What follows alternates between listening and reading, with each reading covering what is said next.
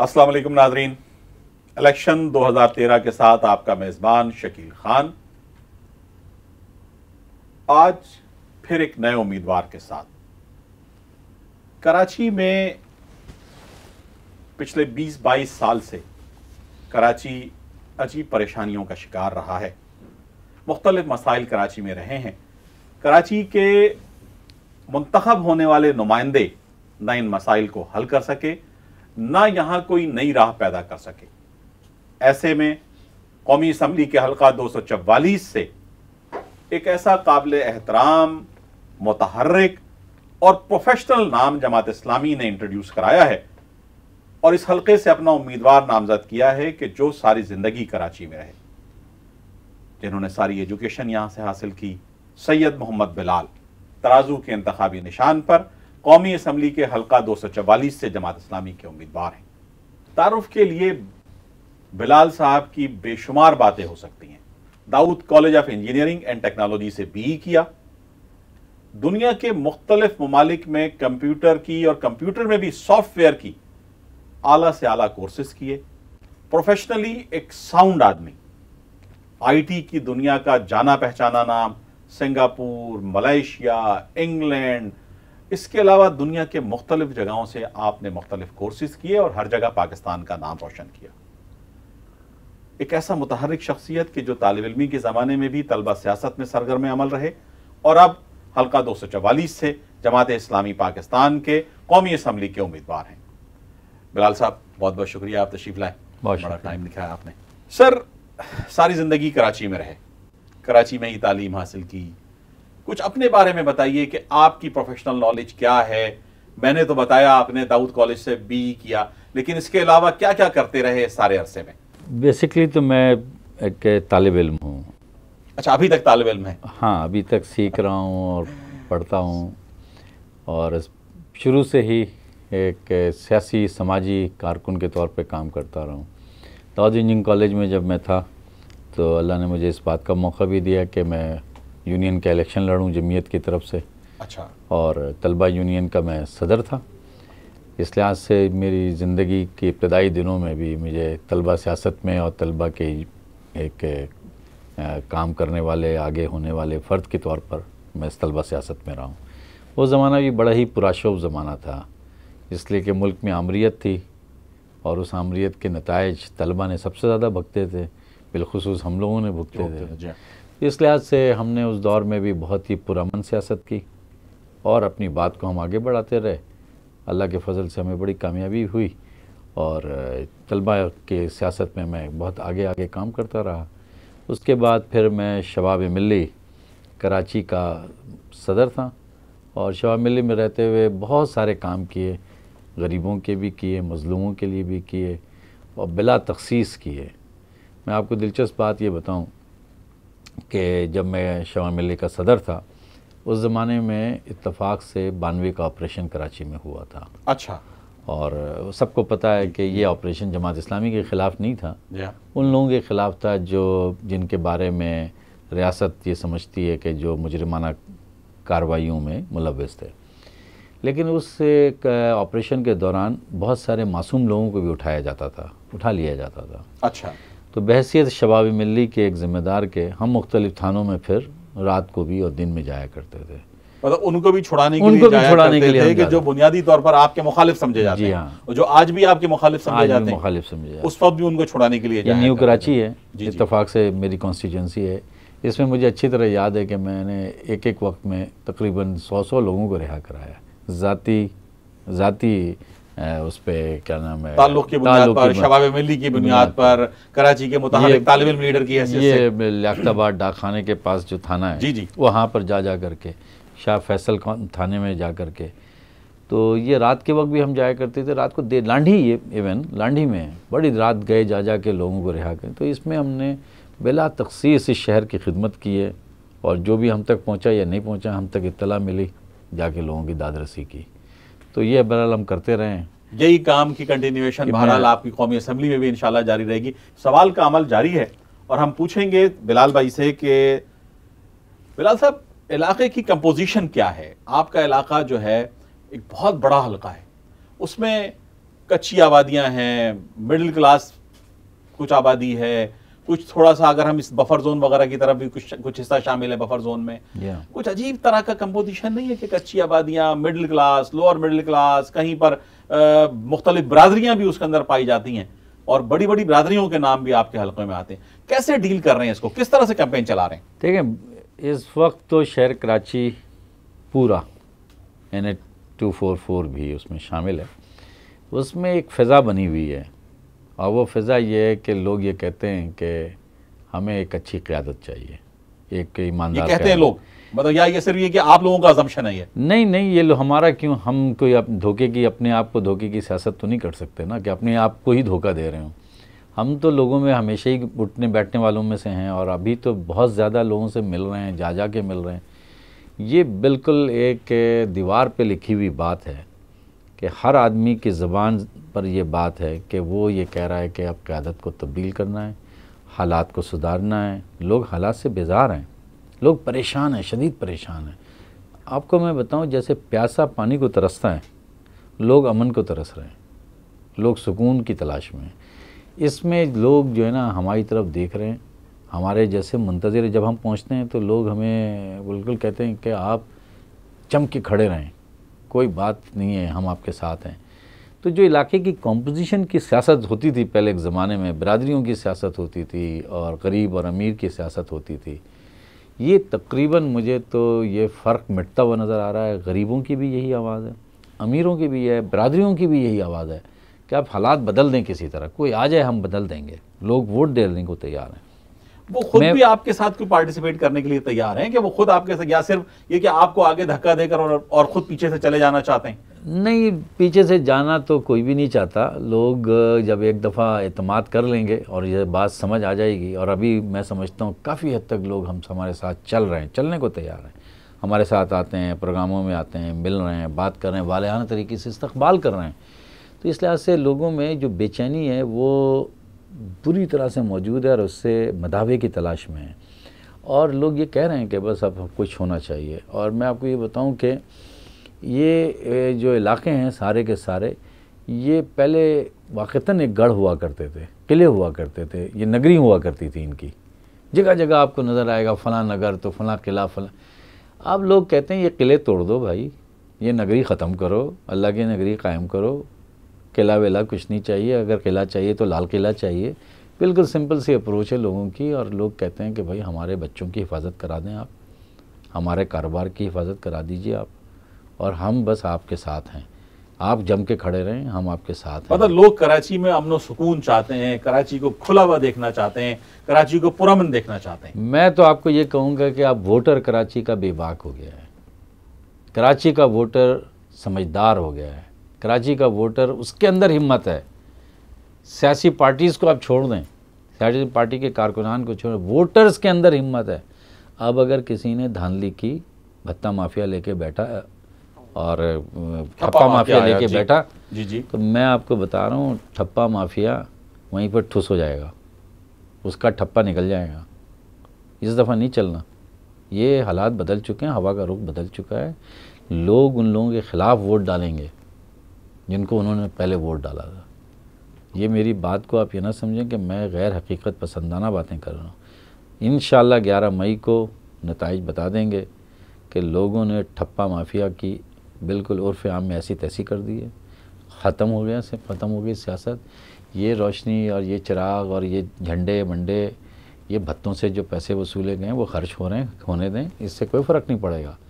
Voter ने दिलेराना vote डालना है और अपनी मर्ज़ी से वोट डालना है। ख़वातीन से आपकी मुलाकात होती होगी कैंपेन के दौरान। सबसे ज़्यादा कराची के हालात से मुतासिर मर्द तो होते हैं, मर्द तो बाहर निकलते हैं, लेकिन ये हमारी माएँ, बहनें, बेटियाँ जो हैं ये घरों में खौफजदगी की ज़िंदगी गुजारती हैं।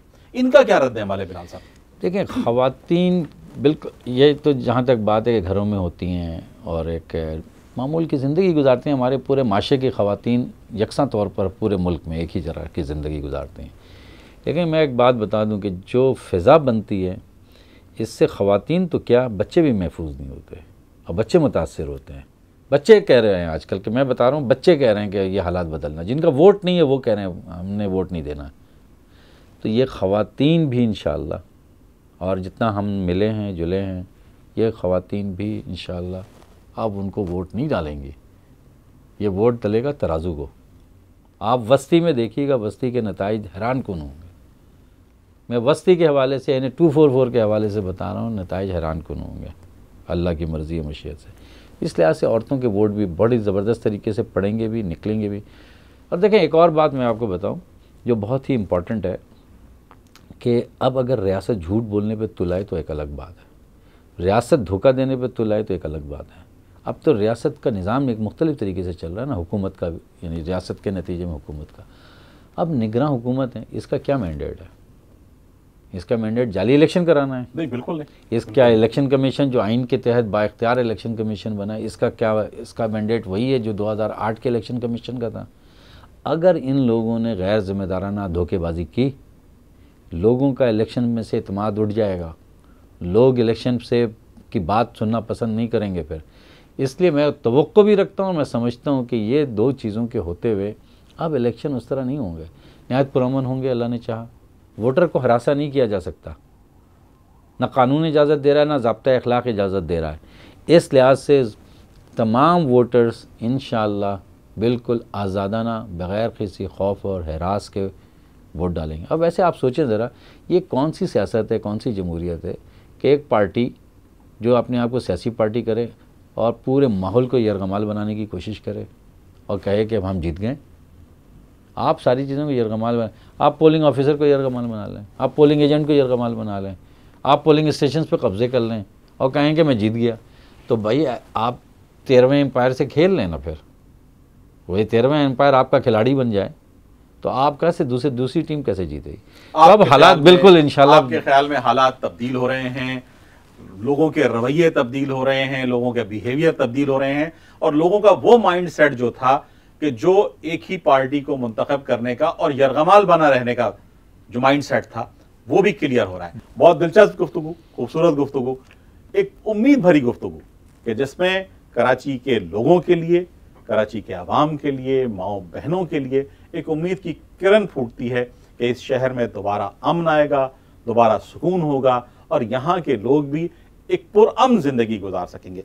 बिलाल साहब, आपके इलाके में खास तौर पे देखा जाए तो हर इलाके में मुख्तलिफ माफियाज कराची में काम करती हैं, लेकिन खास तौर पे ये जो आपकी कॉन्स्टिट्यूंसी है, इसमें लगता यह है कि ये तीनों माफियाज अपना काम करती हैं। भत्ता माफिया भी है, टारगेट किलिंग माफिया भी है, और स्पेशली आपके इलाके में कब्जा माफिया ने जो उधम मचाया है, कब्जा माफिया ने कि पूरे पूरे ग्राउंड्स पर कब्जा कर लिया है, रोड्स पर कब्जा कर लिया है। आप लोगों के बारे में एक तासुर ये बनता है कि जनाब जमात इस्लामी वाले ज़रा शरीफ लोग होते हैं, सीधे साधे लोग होते हैं, ये लड़ना झगड़ना पसंद नहीं करते, तो कैसे इनको नकेल कैसे डालेंगे इन माफियाओं को आप? लेकिन जहाँ तक हमारे बारे में ये तासुर है कि शरीफ हैं, लड़ते झगड़ते नहीं हैं, मैं तो कहता हूँ बहुत अच्छा तासुर है। ये इतना ज़बरदस्त तासुर है कि महज़ब माशरे की पहचान में हम हैं। इस लिहाज से तो ये कोई गलत बात नहीं। बाकी रही ये भत्ता माफिया, ये कब्ज़ा माफिया, देखें रियासत को बहरहाल अपनी ज़िम्मेदारी अदा करनी होगी। आवाम बिल्कुल बेबाक हो चुके हैं, औरतें, माएँ, बच्चे, बेटे सब बेबाक हैं। अब वोट डालेंगे, वो अपना वोट डालेंगे और सही जगह वोट डाल देंगे। लेकिन अगर रियासत और रियासत के मिशनरी ने गलतियाँ की तो ये कब्ज़ा माफिया इंशाअल्लाह उनके ऑफिसेस पे कब्ज़ा करेंगे। फिर वो किसके पास जाएंगे? अगर मुझे बताएं डीसी ऑफिस पे कब्ज़ा हो जाए उसके एक फ्लोर पर, तो अगर इसी तरह चलता रहा तो आपको कोई बईद लगता है कि ये नहीं हो सकता? बईद क़यास लगता है? तो मैं उस वक्त से डराता हूँ इन लोगों को कि तुम्हारे ऑफिसेस के नीचे लेबर ऑफिसेस बन गई ना किसी पार्टी की, तो होश ठिकाने आ जाएंगे। इसलिए फ़िक्र करो, इसको संभालो। हम अपना किरदार अदा कर रहे हैं, हम इसको रोकेंगे, हम इसे रोक देंगे, हारें या जीतें हम इसे रोकेंगे। लेकिन हमारे पास ताकत है आवाम की आवाज़, हम उस आवाज़ को बुलंद करेंगे और बुलंद करेंगे, इतना बुलंद कर देंगे कि ये आवाज़ उनके रास्ते में रुकावट बन जाएगी। इसलिए कि आवाम को छोड़ के जाएंगे कहाँ? वो आवाम से कब तक लड़ेंगे? लेकिन जब बंदूक वाले उनकी हिमायत में खड़े हो जाएं और जो बैज बिल्ले लगा के घूमते हैं वो खड़े हो जाएंगे, तो हम मजबूर हो जाते हैं। ये सड़कों पे कब्ज़ा, मैं खुद देख रहा हूँ अपनी कॉन्स्टिट्यूंसी में कि पूरी एक सड़क पे कब्ज़ा हो गया, वो सड़क ही गायब हो गई है, वहाँ पे दुकानें बन गई, तो फलां हो गया कारोबार। और ये सारी नाअहली है इन लोगों की जो हुकूमत की मिशनरीज़ हैं। बाकी ये जो भत्ता माफिया, इसका मुकाबला करना हमें मालूम है, हम करेंगे। और मैं आपको फिर कह रहा हूँ कि बदमाशी इसका रास्ता नहीं है कि हम बदमाशी करना शुरू कर दें, बंदूक के मुकाबले में बंदूक लें, नहीं। इनका मुकाबला एक आवाज़ से, जमहूरी तरीके से, अवामी राय से, राय आम्मा से। देखिए, अगर इस इलेक्शन में हम जिस तरह हम कह रहे हैं कि हम जीतेंगे, इनको वोट नहीं पड़ेगा और ऐसा होगा, फिर आप देखिएगा कि कहाँ दुम दबाते हैं। बिलाल साहब, 42 साल बाद जमात इस्लामी अपने प्लेटफॉर्म से इलेक्शन लड़ रही है। 42 साल बाद आपने अपना इंतखाबी निशान तराजू दोबारा अलॉट कराया है। क्या समझते हैं, जमात इस्लामी को अवाम में वो पजीराई हासिल होगी? इसलिए कि इस 42 साल के अरसे में जमात इस्लामी ने हमेशा इत्तेहादी सियासत की है। इस इत्तेहादी सियासत के बाद आप मेन स्ट्रीम में पहली मरतबा इंडिविजुअल हैसियत से खड़े हो रहे हैं, तो इसमें क्या समझते हैं आप? ये कैसा फैसला है आपका? ये फैसला बहुत ही, मैं समझता हूँ, बाबरकत फैसला होगा। इसको कारकुनान ने, जमात के जो वर्कर्स हैं, उसने इसको दिलो जान से लिया है। उनके अंदर बड़ा हौसला है और इसके तराजू के निशान को वो लेके चल रहे हैं, उसको बहुत ज़बरदस्त तरीके से उसको प्रमोट कर रहे हैं। असल तो इलेक्शन जो लड़े जाते हैं उसकी पूरी असल जो बुनियाद होती है वो कारकुन पे होती है।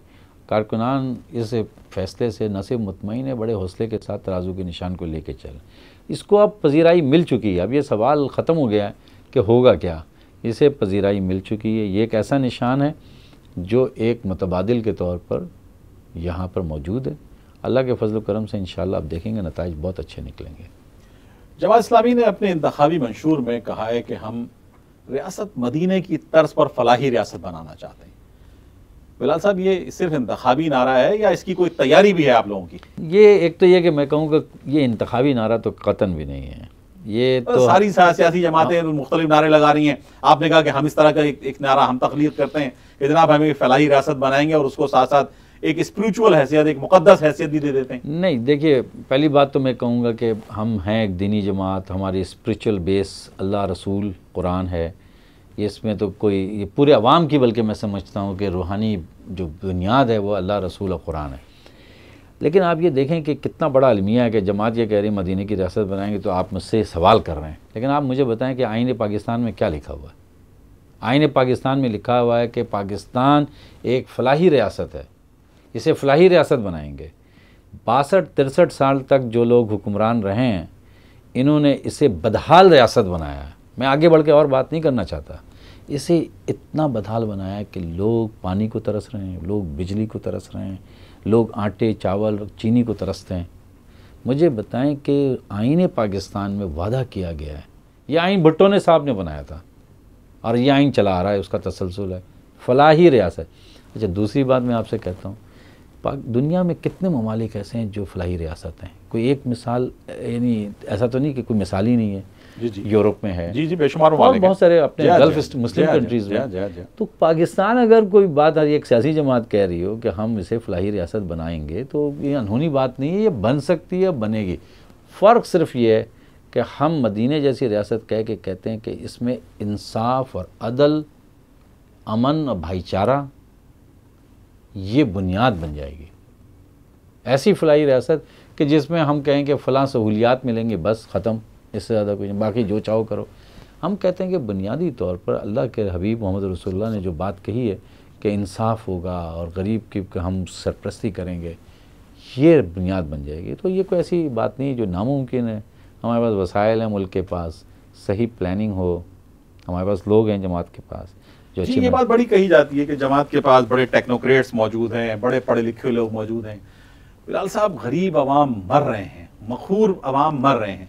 ये इंसल्टेड एंड ह्यूमिलेटेड पीपल जो इस मुल्क के हैं, वो गुर्बत के हाथों परेशान हैं, महंगाई के हाथों परेशान हैं, बेरोजगारी के हाथों परेशान हैं, लाकानूनियत के हाथों परेशान हैं।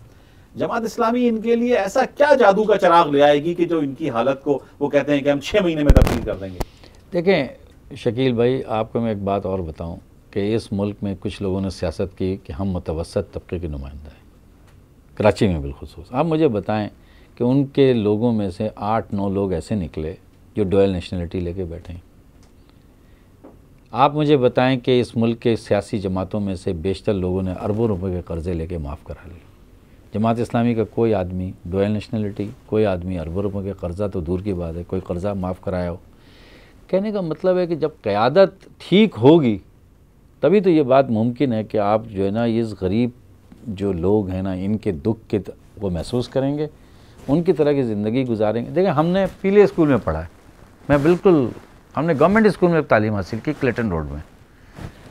जिन लोगों के बच्चे इन तमाम माहौल से वाकिफ़ ना हो, हमने डीजे कॉलेज से इंटर किया, दाऊद कॉलेज से भी जी। अब आप ये इनके जब आप अपने बच्चों को अमेरिका ही में पढ़वाएं, बरतानिया ही में पढ़वाएं, तो आपको क्या पता कि यहाँ नौजवान नस्ल के मसाइल क्या हैं या गरीबों के मसाइल क्या हैं, फ़ीसों के मसाइल क्या हैं, कुछ नहीं पता आपको। आप हैं ही नहीं यहाँ के, you are basically imported, just do, यहाँ पर आप सिर्फ सियासत करते हैं। You feel that these all leadership is imported leadership? These are fake leadership, fake, total fake and imported.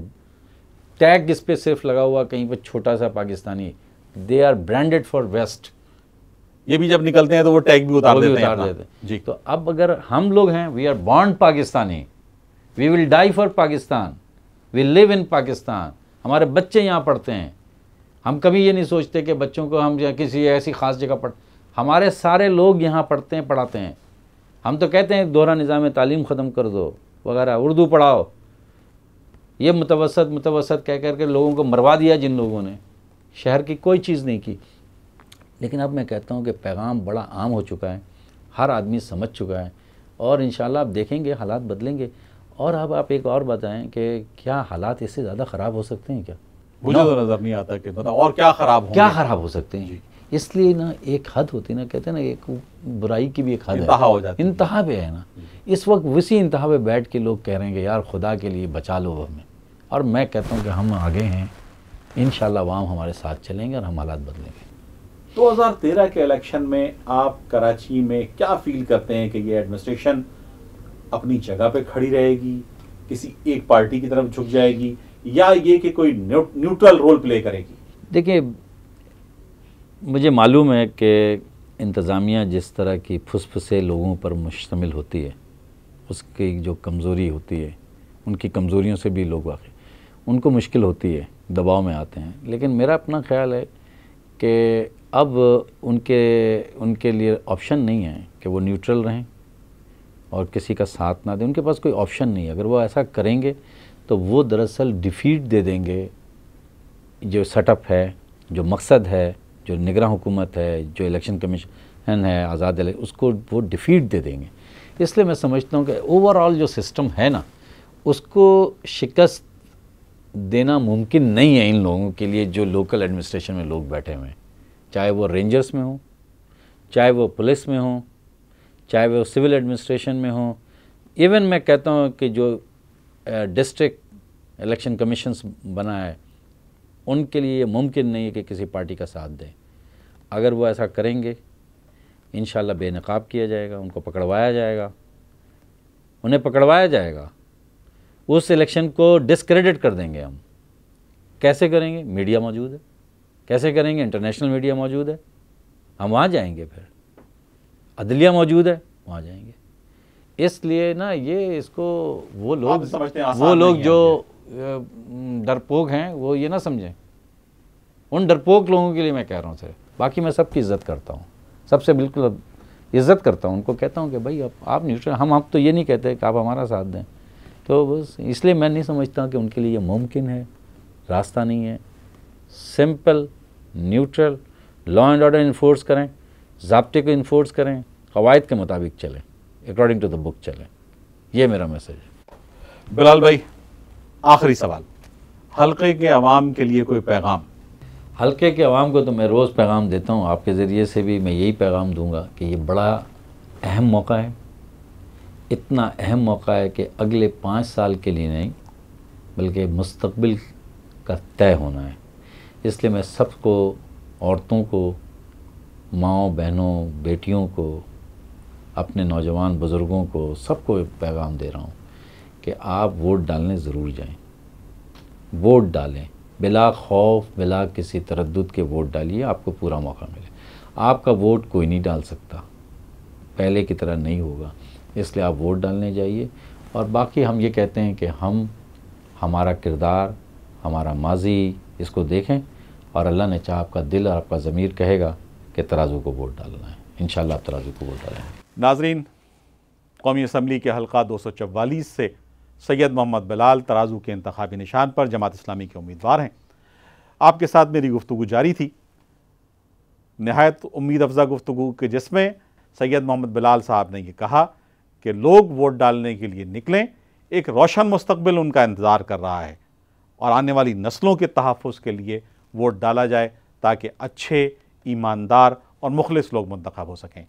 अपने मेज़बान शकील खान को इजाज़त दीजिए। अल्लाह ने के बान।